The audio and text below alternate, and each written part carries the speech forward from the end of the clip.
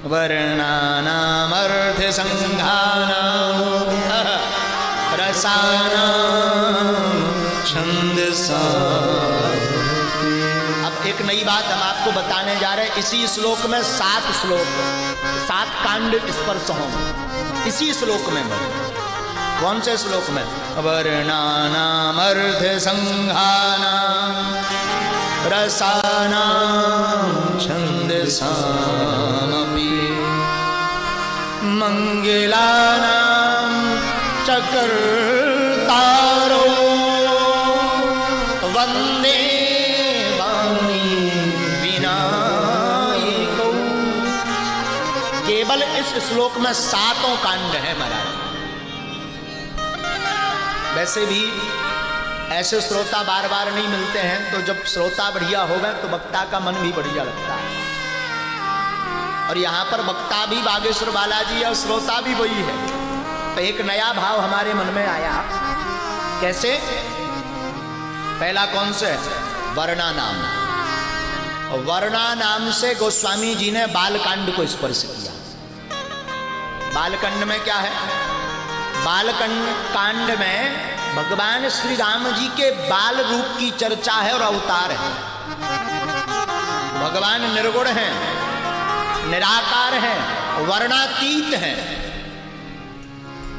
और वर्ण में वह क्षत्रिय वर्ण में पैदा हुए। और क्षत्रिय वर्ण में पैदा हुए वर्णातीत भगवान बालकांड में अवतार लेते हैं। इसलिए वर्णा नाम से बालकांड को स्पर्श किया। दूसरा कांड कौन सा है? कौन सा? अयोध्या। अयोध्या को स्पर्श गोस्वामी जी करते हैं। अर्थ संघानाम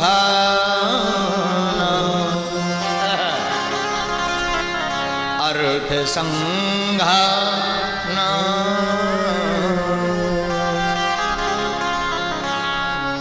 अर्थ संघानाम की सूक्ति से अयोध्या कांड को स्पर्श किया, क्योंकि अयोध्या कांड में सब अर्थ है रामचरितमानस का। आशय पूरा अयोध्या कांड में। राम गमनार्थ अयोध्या कांड में। राम जी वनगमन जाते हैं, तो राम वन गमनार्थ भी अयोध्या कांड में। राम राज्य अर्थ भी अयोध्या कांड में है। और राम जी अयोध्या वासियों से प्रेम पूर्वक मिलते, ये अर्थ भी अयोध्या कांड में है। और भरत राज्यार्थ भी अयोध्या कांड में है। इसलिए अर्थ संघानाम से अयोध्या कांड को स्पर्श किया। तीसरा कांड कौन सा है? अरण्य कांड। अब इसी श्लोक में पढ़िएगा।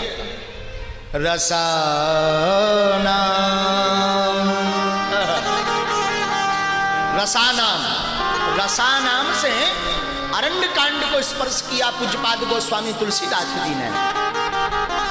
अमरकोश शब्द में रस का अर्थ वीरता भी होता है।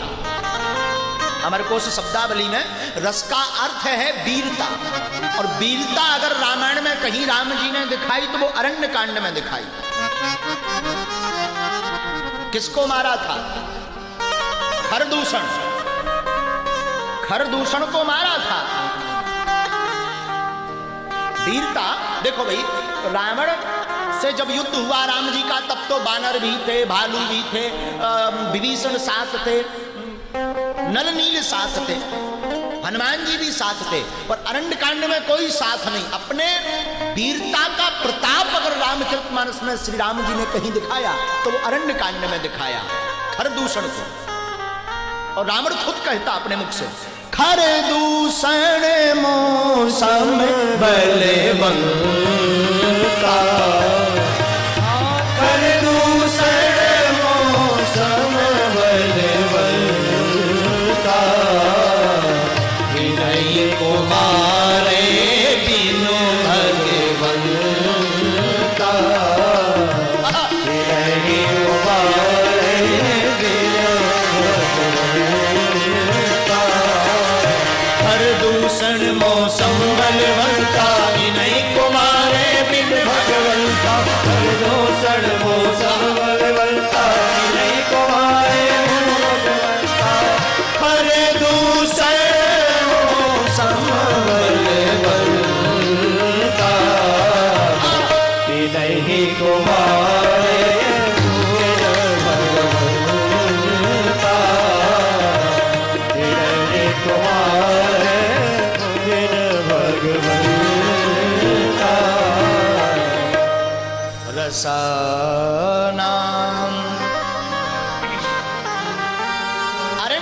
कांड में भगवान श्री राम जी अपनी वीरता का बलकाव दिखाते हैं, वीरता दिखाते हैं। चौथा कांड कौन सा है? किष्किंधा। कौन सा? ये याद करना होगा आपको, समस्त श्रोताओं को, जो ने ये टीवी दो सामने दोनों तुम्हारे भैया दिखा रहे टीवी में, आपको भी कंठस्थ करना होगा। चतुर्थ कांड है किष्किंधा कांड।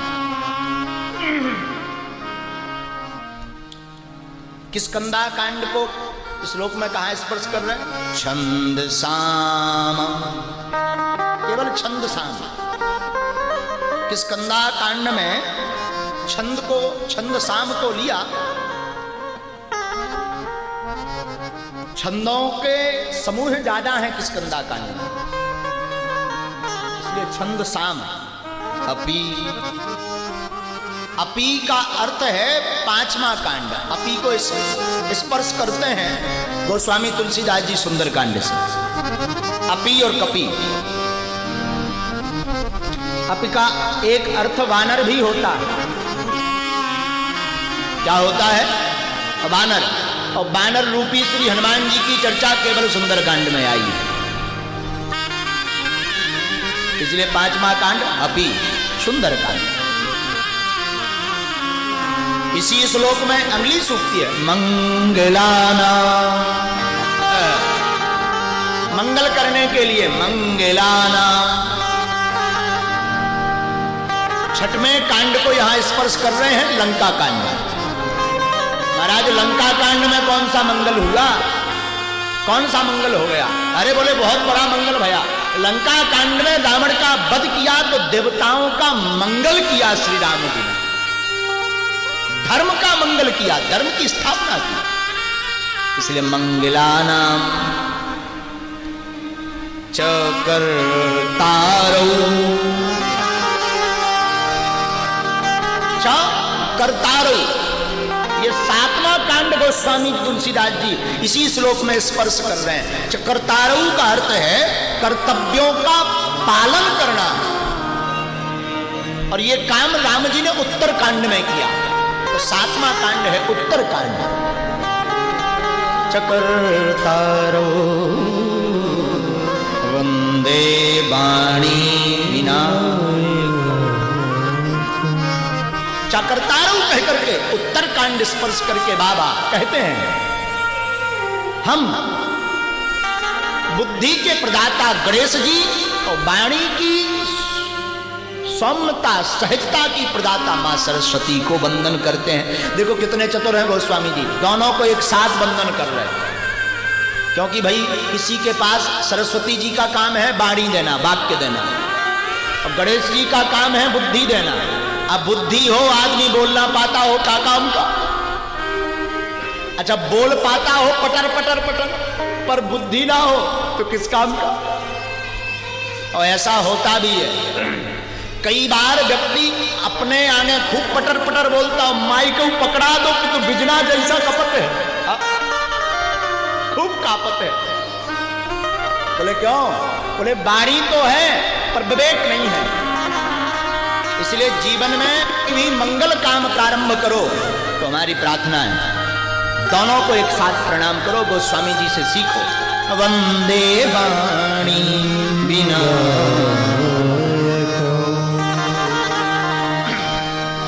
तुलसीदास जी का ये पूरा श्लोक अनुष्टुप छंद में है। कौन से छंद में है? अनुष्टुप छंद में है।